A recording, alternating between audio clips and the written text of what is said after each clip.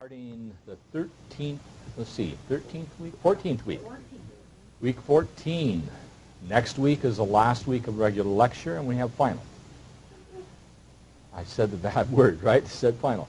That was Crosby, Stills, and Nash, and that was Woodstock still on that one, or? Okay. And as we get started this morning, I thought it might not be a bad idea to give you the finals schedule when you are expected to do that. So let me give you that date and hour. I'll get that out of the way. Just a reminder, it's comprehensive. It covers the new material plus the material since Thursday's test. So it'll be adding more good things in, and the final date. Okay, that's Math 20, Monday the 27th. So that'll be 2 weeks hence at 10 a.m., the usual time, to noon in here. So 2 weeks from today. Same time as usual. But until noon, you get 2 hours. Okay? Any questions in that? And you'll need a blue book in that. We had the test on Thursday. I returned it to be discussed in class on Friday during the tutorial. We went completely through the test, and I recollected it because I'm concerned in terms of any makeups that need to be done. So I am not returning it today, but as I say, I did have it out on Friday.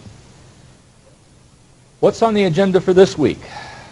Rhetorical question to a certain extent. We need to answer some questions in 8.1 through 8.3. If there are any questions there. 8.4 has been set up for computer homework, and I set that up about a half hour ago. And it is a section that is very much like what we did in Math 10.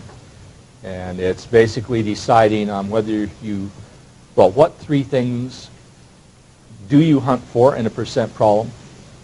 Percent's one of them. The part is another. And the whole is another. And so there are problems of each type.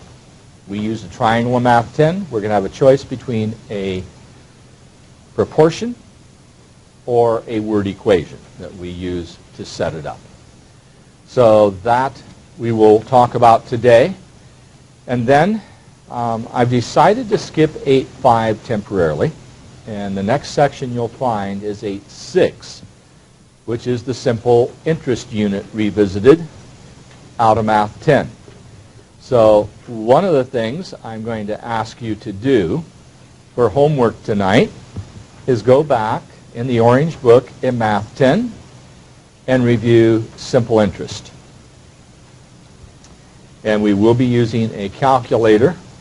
I have calculators I can share with you during class, but we're going to look at that problem and we're going to add one wrinkle to it. We're going to look at what's called an amortization table or schedule. Now, just to refresh your memory of what we did in Math 10, because this is part of what I'm expecting you to do, and I suspect we will spend 2 days on this material. So today, as I say, is going to be an 8.4, then tomorrow and Wednesday probably on 8.6. But if you'll remember, we looked at a credit card purchase, and we talked about paying a minimum payment of 10% as opposed to a fixed payment. And just to, again, jog your memory a little bit, we did that at like 18% APR. And we went ahead and asked, if you paid a minimum payment of 10%, would you pay off a balance in 12 months? And what you found was no. You did not. You still had about $30 left to pay at the end of 12 months. But if you took that minimum payment, we talked about $100 at 18%. We divided by 12 because it was for 1 month. And we found that by October, by making that one original payment, which was, I believe, about $10 and some cents, $10.15 for the month, if you made that payment every month, you'd have it paid off in October. Well, somewhere between a minimum payment and that $10.15 a month is a payoff that would guarantee you exactly 0 balance at the end of 1 year. Now, we're going to look at that idea, and we're going to look at a table. So I might as well bring that table up here for a moment.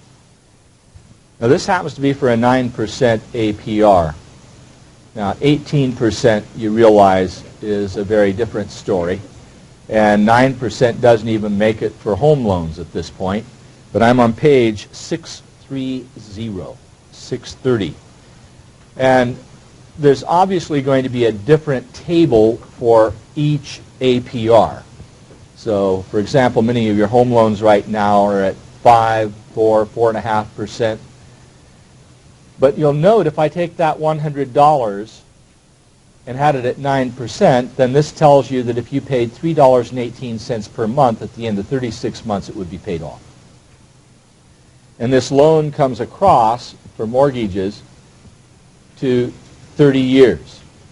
So you may recall that on a 30-year loan, one of the problems that precipitated this meltdown economically for us had to do with AMRs, adjustable mortgage rates, or ARMs as they are called.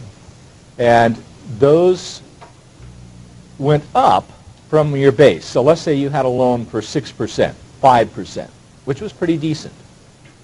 And then at the end of 2 years or 3 years, it bounces up to 9%.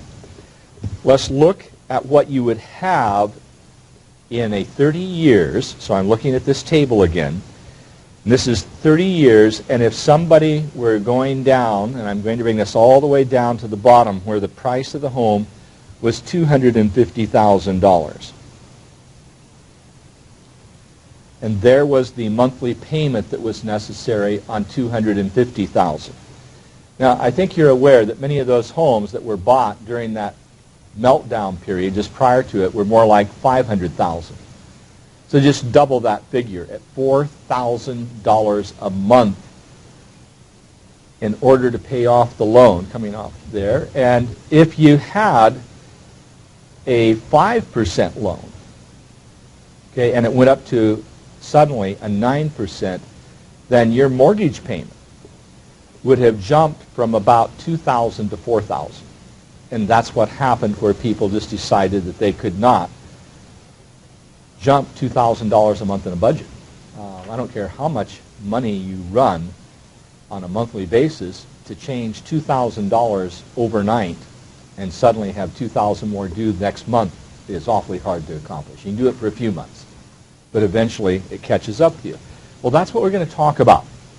So again, in anticipating that, and I'm going to try to get a set of tables a little more suitable than this. And then we're going to look at the computer because I was spending some time between classes looking at amortization tables on the internet. And what they seem to be doing now, rather than this table, they have a loan calculator. So you put in the money you want, you put in how many years you want it paid off, and then it gives you the payment for a certain rate of interest and just calculates it. We'll run a few of those because with the internet, it's nice to have that information available, and I'll show you how that's done. And then we'll look at a formula, working backwards, how you would solve a formula if you didn't want to use the table. But bottom line, I have to have you review some of the things in simple interest. So I wanted to do that a little bit this morning with the idea that you read that. The percent problems you're going to be doing tonight in 8.4, we've pretty well covered. We'll look at some of those. But I wanted to set the table for tomorrow and the next day on simple interest.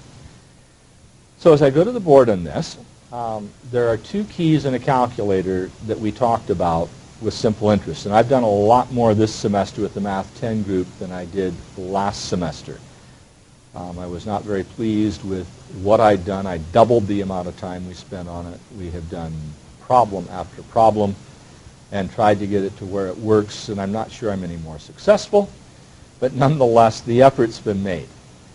So as I go to the board on this, Ernie, we look at a formula. This is the classic one. It's going to be written in a variety of forms.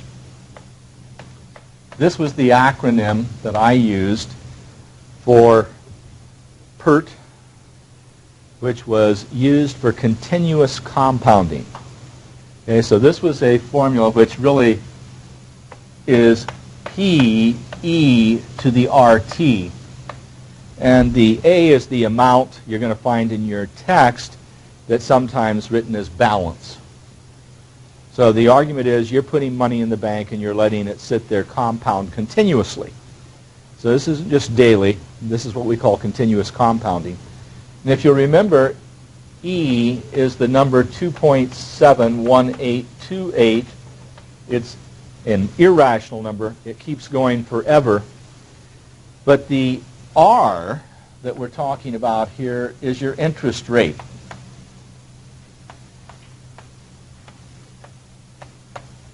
And T is time in years. So we talked about using this formula, and the letter P stands for principal.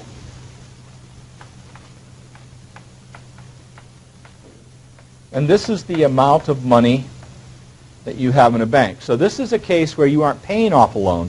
This is where you've invested money and you want to have a certain amount of money at a certain time. So you might want to double your money. So you put in $10,000 and you hope to double your money at some point. And remember, there was a thing called Rule of 72. So if you could find a savings account that did 3% for your interest rate, then the argument was that in 24 years you would double your money. You divided 3 into 72. So 24 over 3, I should say 72, over 3 is 24.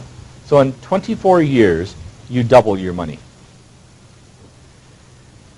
Well, if I looked at this problem from the standpoint of knowing exactly what I'm going to have in the bank, I could go ahead and use this formula to find that amount of money. And so what I ended up doing, this again just review this morning, and it's a little bit different than what you would get if you actually carried things through. I want to get that a little bit easier to read. 72 there, and that 24 is not looking very good in the screen. But the argument being that we would say, since we're doing 3%, that R times T would be the calculation 0.03 times the 24. And this is going to come out 0.72. Now, of course, that's how we got our 24 years in the first place. And what you're going to find is that if you take e to this exponent, now we've been talking about exponents that have been integers, positive and negative exponents. And one of the logical things you do with radicals is consider an exponent as a fraction. And then, of course, an exponent can be any real number. And that's what I'm alluding to here, that you don't have to have e squared or e to the third. We're going to take e to a 0.72. And that is something that we would talk about in an intermediate algebra course. So it's a few semesters beyond where we are right now.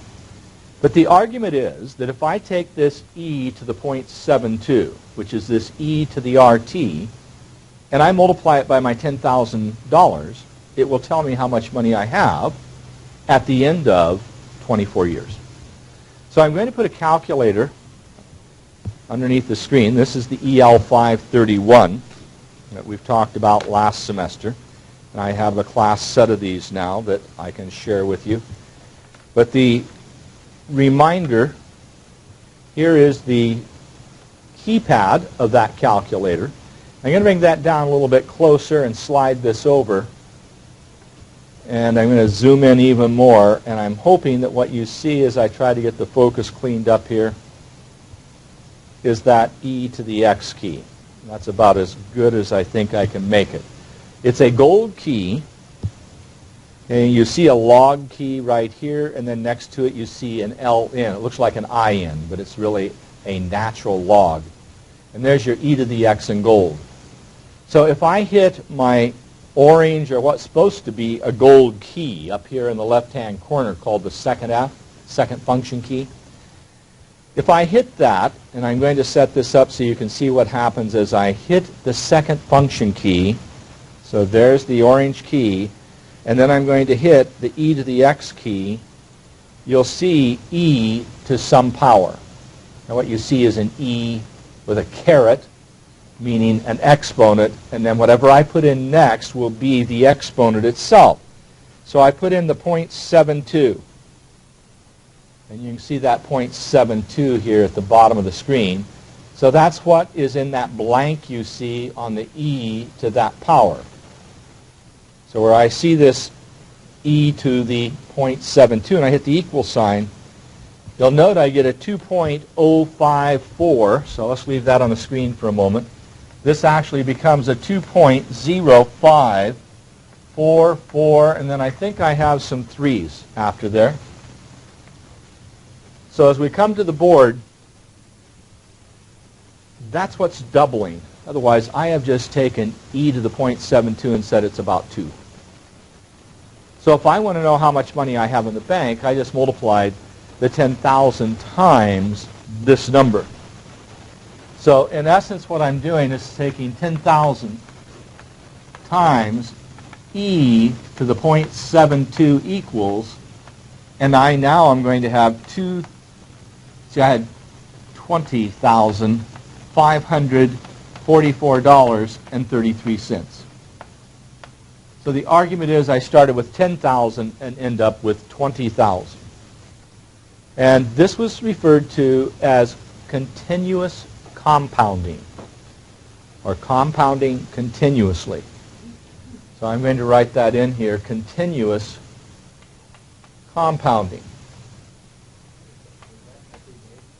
So this is every moment. This is like every instant.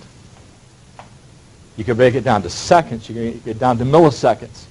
It just is a continuous kind of compound. Anyway, I try to break it down into small pieces. It no longer becomes continuous. Now we contrasted that to things like quarterly or daily compounding. And that was the second part of this unit. Now there's another part where we did payoff tables.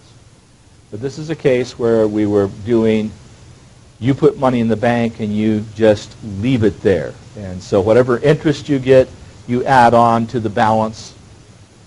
If it was done every 3 months, you do it quarterly. If it's done every day, you get a new balance every day.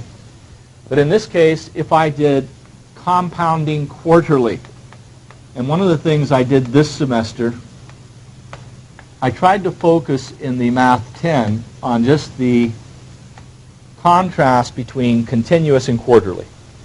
And money market accounts. This is where you get some pretty decent interest rates. This 3% that I had in a savings account isn't very realistic right now. I think those interest rates are more down around 2 or less if you put it into a savings account. The money market accounts, I've heard a few of them up around 4%, maybe 5 maximum. And they typically require that you leave the money in the bank for 6 months, a year, 18 months, something like that, and then you're guaranteed that interest rate. You do not take the money out until the end of that time frame, or you pay a rather extensive penalty, which means you don't do very well. You get your money back, but that's about it, without interest nearly. Well, to do this, we use this key, the y to the x key. Okay, and that key, if I come back to center and I go ahead and I look at the calculator as we go to the document cam, it's over on the same row but in the far left side, and this is y to the x. So if I want to do that key, I have to know what y is and what x is. Now if I'm going to do, as we go to the board, quarterly compounding, the x is your number of years times 4 if I'm doing quarterly compounding. So x is going to be 4 times number of years. Now this is quarterly compounding. If I did semi-annual compounding, then I'd do what? 2 times the number of years. If I were doing daily compounding, 365 times the number of years. So in terms of what I'm wanting to do here, and we were talking about 24 years in order to double, if I do 24 years times 4, it's going to be a rather large number. That means if I were to do it on a quarterly basis, I'd have to set up a table with 96 lines for the 24 years. Okay? Now what about the y value? Well, the little pattern we went through there, see if you remember that as I show it to you. We said we're doing 3%, correct? So I'm going to take 3%, okay, just so I can compare the two results. I'm using the same percent. So if you have a quarterly compounding with a money market account, you hope maybe you're up at 4 or 5%. But this we'll use at 0.03. You divide by 4 because you're doing quarterly compounding, hit an equal sign, plus 1 equals. Okay? So as you do this, you got 1.0075. Are we in agreement?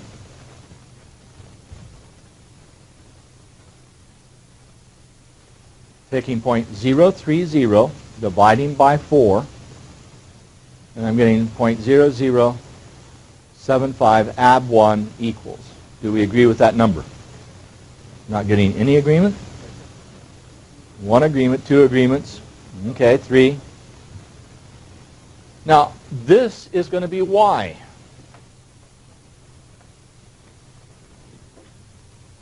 And so what we do is we take y to the x. So I take this number to that exponent. Now if you wanted to, you could just multiply 1.0075 times 1.0075 96 times. Or, as we come back to the calculator, yeah, you don't want to do this by hand. We're going to use this key right here. So what I have to do, and I'll move this down, I'm going to put in that number we just found, which is 1.0. I've got to be over on the right side so you can see it. 0. I had 2 zeros? Yes, 75. So there's my number, and I'm going to hit this y to the x key in the process. And when I do that, it's going to change this to the same kind of thing we did with E. But instead of having 2.7, 1, 8, 2, 8, etc., to some exponent, it's 1.0075, and I'm going to put in 96. So we're going to see that exponent down here in the lower right corner, 96. Now when I take equals, I'm going to again get something that's doubling my money. So the number I'm getting this time is going to be a 2.0489. Is that 217? 212. Okay, well, just a minute. 20489. Trying to clean up the board here. I'm making it a mess. 2.0489. Okay, so we come to the board now. And I'm going to multiply this by what? By my 10,000 again. So this time, and that moves the decimal over 4 places. So that's 20,489.21. And so I have a little bit less. I have about, I'm at 489 and I was at 544. So I have $54 difference by doing it continuously as opposed to quarterly. But those were the two contrasts we were making. And the argument, ideally, of course, Compounding continuously is better than compounding quarterly. The difficulty, you may not have choices. If you go money market accounts, they do not do continuous compounding typically. They do quarterly. And these interest rates, 3% was nice. Reality is you may not be able to find those kinds of interest rates the way the banking industry is right now. And money market accounts, they may only hold open for 6 months. You know, the day of having an account they'll hold for 5 years and guarantee the interest rate probably, I would think, is not going to be the reality right now because there's such a concern as to what's happening in the bank. And furthermore, if the economy gets better and you're doing an interest rate of 3% in the money market, and the economy gets better and it jumps to 5%, you want to stay nailed into that 3% when it's going to go up to 5%. So when the economy is down this low, the shorter period of time you lock in, probably the better off you are as we're making what appears to be a turnaround. Now, these were the two problems we did in Math 10. Now, what we're going to do is look at the relationship of these two, because when I set this problem up here, I really was taking 1 plus my interest rate over 4, and then I was taking it to 4 times t. That's what I did. Okay? And then I multiplied that by the principal. Now, if I go to 365, so if I play the same game, daily compounding, then I get r over 365 times 365t. If I go ahead and I do it by minute or by hour, you understand what's happening here. If I do it by hour, this was by days, correct? So I multiply 24 times 365 into 24 times this. Then by an hour, these numbers are going to get progressively what? Larger in the denominator and larger up here. And so as I go from day to hour to minutes to seconds, this becomes PE to the RT. And that's what happens, and that's a calculus problem. Well, as I come off that and come back center, that's the wrinkle that's being added in the text for what we're doing. And that's this formula on page 627. And it's basically what I have on the board, where I was using 1 plus r over, and then I just went 4, 365, and so on. But you see exactly the same formula. And the difference, as I mentioned to you, this is balance rather than the amount. Now, when you get into an intermediate algebra class, they'll call this typically an A, and this the P sub 0, meaning your initial deposit. And they show you how this is done in this particular problem. And it's called the compound interest formula. And of course, this gets morphed into PE to the RT eventually as you look at this value of NT. Okay? Now, the argument is you take 1 plus something that's getting very, very small to some power, then you end up with E in what we call a limit as we come off there. And as I say, that's a problem in calculus per se. But I thought you could get an appreciation of this if we go ahead and at the bottom of the page, and see if I can get things where we can get the camera at an angle that will make this possible.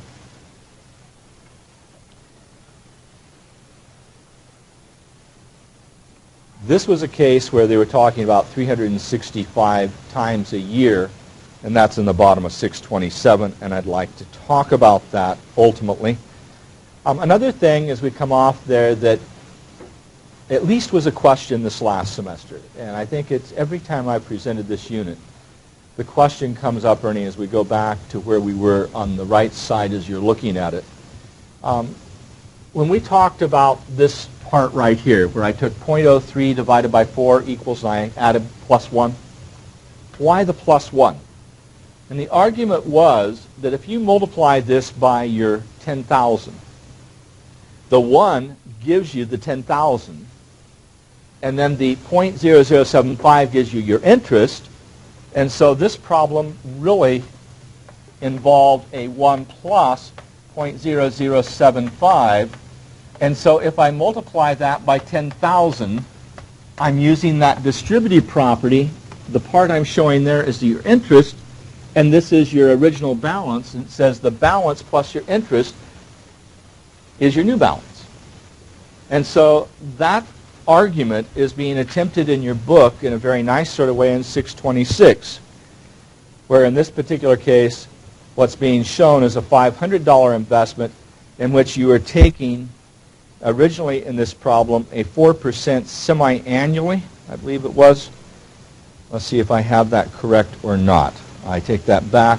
That is 8% quarterly. So at 8% quarterly, 0.08 divided by 4 is your 102. And so this first multiplication gives you the first quarter. This multiplication here gives you then the second quarter, third quarter, fourth quarter.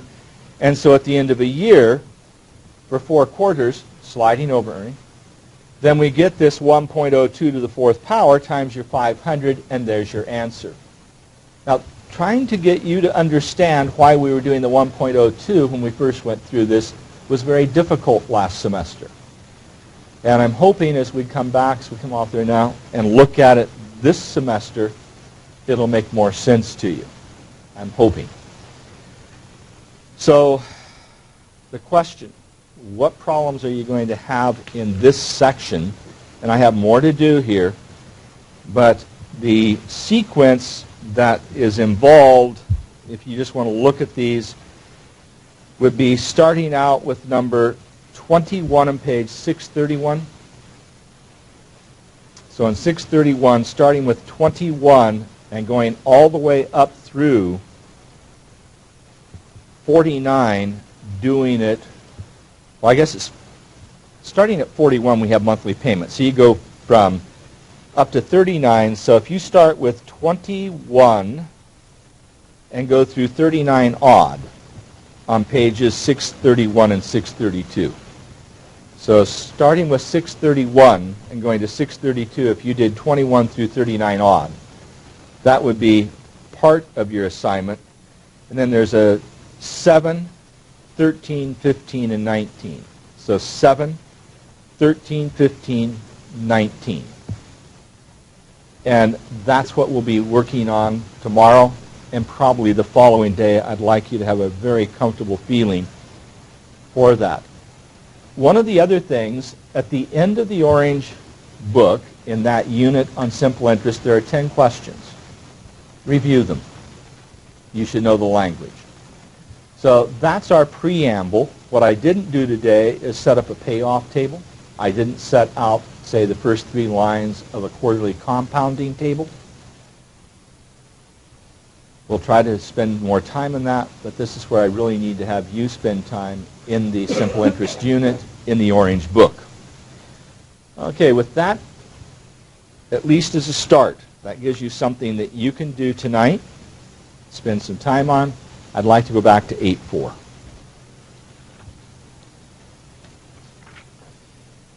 There are 3 objectives in this set of material on page 598, I guess actually in 597.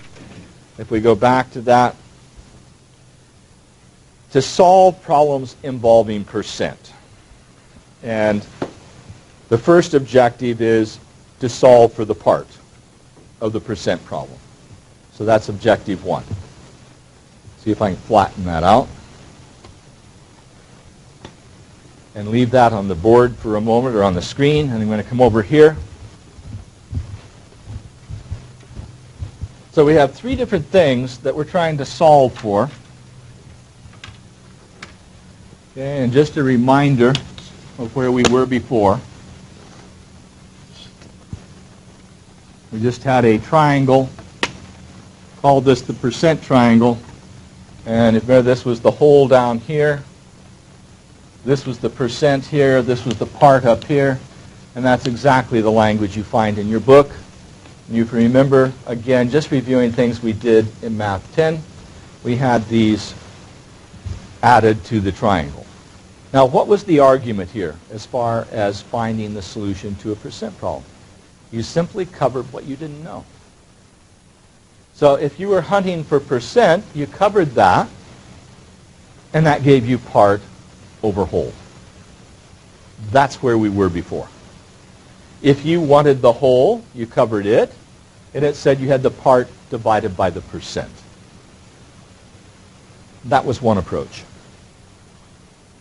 Well, if we look at proportions in the same way, we're saying that the R as a percent over 100 is equal to the part over the whole.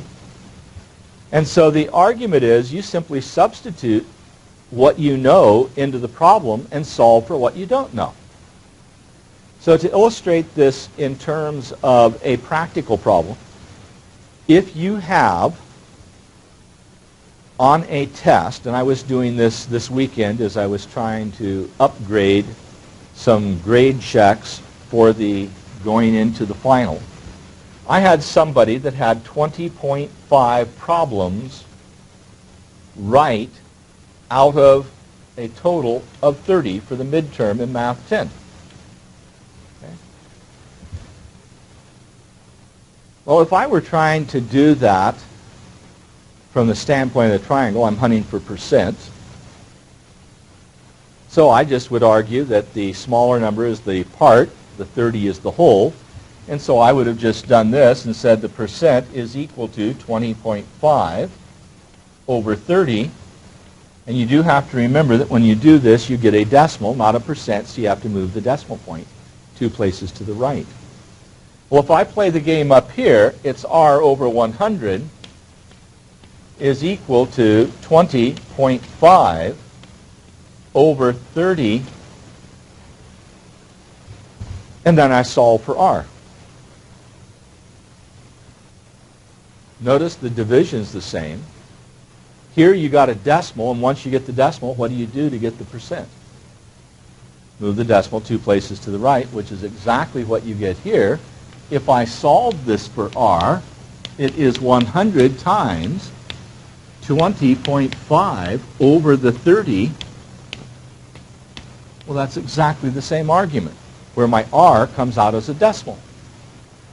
Question, Michael?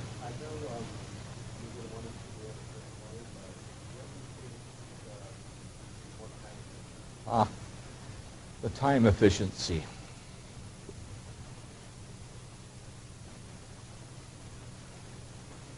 When possible, just plugging into a formula and immediately going for it that way is probably more efficient than doing the proportion. Because this is, in some ways, a bit of a wasted effort because you cross multiply and you end up with the same thing. But again, the question is, what do you remember? And if you don't remember the triangle or you don't remember the proportion, my guess is you're back to this. And for literally, B times R equals P. Or if you want P. It is the classic formula that has been used forever. And so this is one type of problem, what we call the first type of problem. And then there is, if you want to have R by itself, we said just divide both sides by the letter B. And so R was equal to P over B. And we called that the type 2 problem. And of course, this is one of your objectives. You have 3 objectives in this chapter. And then if you wanted the whole, or the base, we argued that you would divide both sides by R, so you get P over R. And this is the third type of problem, the nosy neighbor problem, where you know some information. They got 25% off, and they saved $4,000. What was the original price? Well, in each of these, if you knew the formula and you substituted it in directly, probably the most efficient way of doing it. And the argument is that if you remember this, and you can take a formula and generate a new formula out of it, then you will be memorizing much less. So in a classic pre-algebra, this has been the formula that's been done. And then you generate out of that each of these formulas in the process. Now, what's been done in the text is to, in a sense, create a word problem. So if you argue that you have a percent is, so what percent is 20.5 of 30? Okay. It looks awkward. So we usually say 20.5 is what percent of 30? Now, when you write it in this form, you can treat these as an equal sign here, as an R here for rate, and dot for multiplication. Here, if you played that game of direct substitution, you get burned. So you have to be very careful of how you do this word by word translation. So this one, it makes sense. Here it doesn't. In this one, since you want rate or percent, you can come immediately down to this formula and substitute. Here, if I write 20.5 is equal to 30R, then I have an equation. And so the argument is, you know how to do equations. You want R by itself, so you will divide by 30. Now note, we're back to where we were earlier, except you have to understand when you get R, you're going to multiply by 100 to change it to a percent, because the 30s cancel here, and we have our answer. Now, again, 3 different ways of doing the problem. And I know one thing, give you 3 different ways to do something, and you're liable to forget all 3, as opposed to know one and memorize it forever. I've made the comment to you, as I slide back over here, Ernie, to this proportion. Let me put this in the box. I think there's a lot to be said for building on that, for proportions. So this is a proportion here. And it's not that the information you get out of that particular box is so terribly important. It gets you working with proportions in a mental set. To me, that, for your advancement, is a very important thing. The formula here is probably the next most efficient and something you should know. And then doing the word form, well, that's sliding over, Ernie, to this word form. This is a little bit dangerous because unless it's been manipulated like crazy, you can't make this direct translation. Is means equal, of means multiplication, because this is a very strange, convoluted form of that in which you don't want to make direct substitutions. Sarah and I have had some discussions of this as to what should be done. And she sees the two as no different. That is, whether you're going to do the word form and get an equation or do the proportions, they're just different versions of the same thing. I have a tendency to see the proportion as a statement of where your mind is, and that is in proportional thinking, and algebra, in a sense, is a way of avoiding that. You avoid thought with a mechanical process. You can turn the crank and out pops the answer. And so we don't even agree as to what should be working here. My approach is a little bit different than what she's doing in her class. I think she skipped 8.5. She plans to skip 8.6, and she's going into 9 right now, which is on graphing. She does not have the luxury of all of her students having had a Math 10. I do have that luxury, and I want to build on it because I was not a very pleased individual with how last semester's group did on simple interest. it was the weak point of the semester. And so given an opportunity to come back and provide another go at it, I'm willing to do so and spend 2 days if necessary because I think it's an important content. She sees that as part of business mathematics. Well, if you're going into algebra, you aren't going to see a business mathematics for the most part, and we might as well make something better out of what we did in 10. So, convincing argument for me, not for her. And so at this point in here, we will do our information in 8.6, and this, of course, is 8.4. Now, the section I'm leaving alone right now is the 1% increase and percent decrease. And I tried that in our Math 10 a little bit, and it got a little bit more dicey than I wanted. But just to let you know what I am omitting at the moment, a percent increase.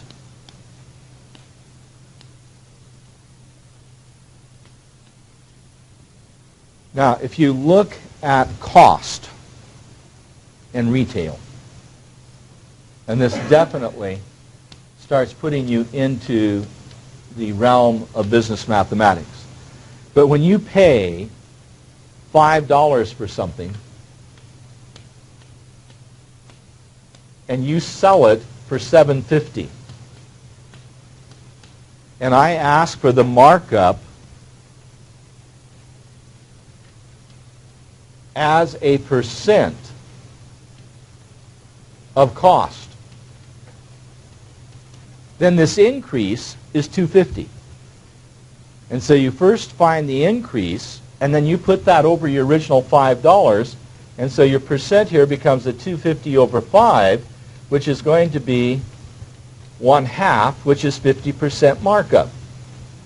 And that is the kind of problem that's done, and you have to do sometimes a little more thinking as to whether there was an increase, decrease, and so on. So this is the classic problem. Mortgages were, say, $400,000 a year ago. They're down to $200,000. The percent decrease, well, you lost $200,000. The $200,000 over your original $400,000 is 50%. Same kind of problem. That's what 8.5 is about, and I tend to agree with Sarah in that is much more of a business topic, and I'm not sure I want to go there this late in the semester. So with that, I'd like to go back to the book at this point. So let's cut to the document cam. Solve for the part in a percent problem. And let's just look at one of each and then expect you to finish them up in the assignment. So as we come off there for a moment,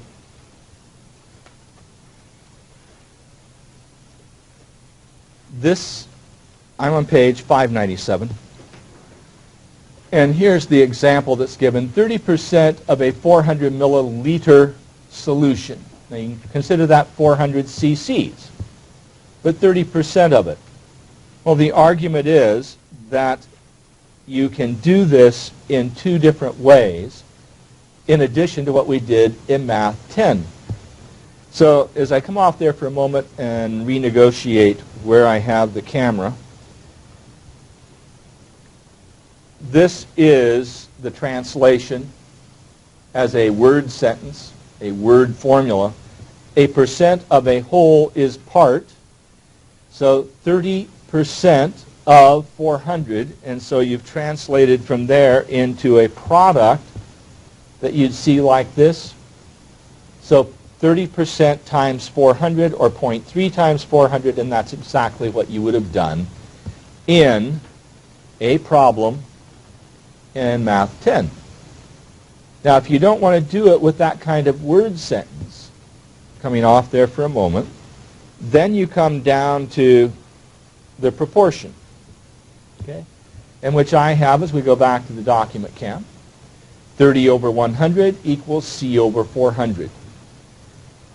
Now, why, at that point, you use C for number?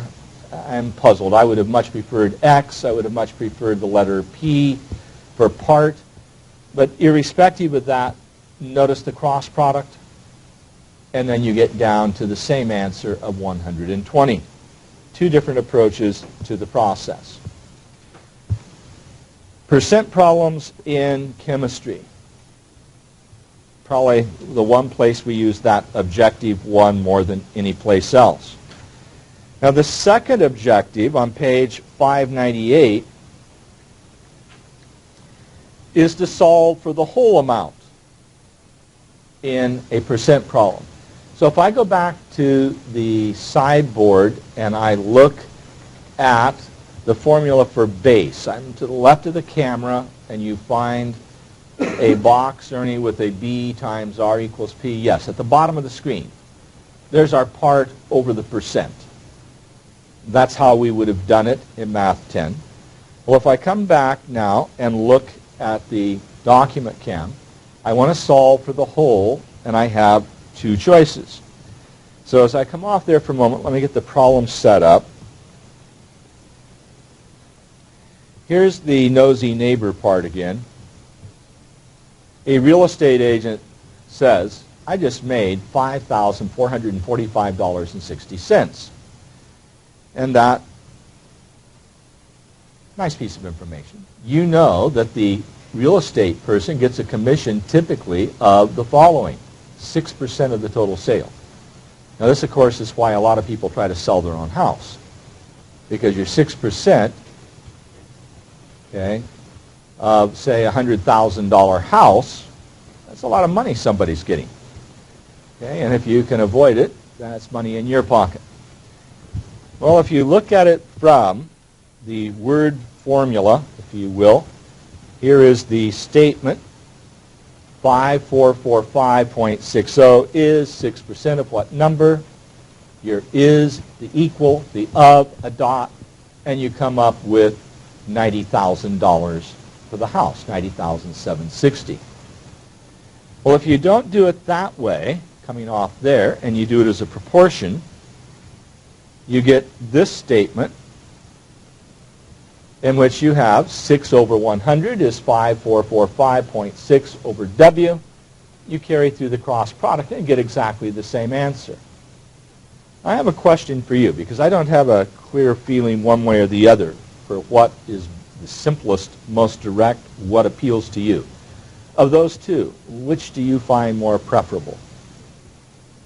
The word formula or the proportion? Anybody? I think the proportion is probably pretty easy. But if it's like used to the other stuff, the other way with proportion. Okay, proportions, very straightforward. The proportion, you have to know what is the part, what is the whole. You're back to that same dilemma we talked about in Math 10. That's always been the problem. But in terms of actually carrying through the mechanics of it, the proportion you prefer better, Michael? Well, the proportion, it seems like you're working with larger numbers. If you look at the two, and we go back to the proportion and look at that for a moment, notice you've got the same numbers, but the 6% has been traded off to what? Or 6 over 100 as a 0.06, okay, is what really ends up getting divided. So if we come back to there for a moment, if I look at it right at this point, you would have had, for your answer, 54456, see, 5.6 divided by 0.06. What this benefits you, you're not dividing by a decimal. That's probably the best thing I can say for it.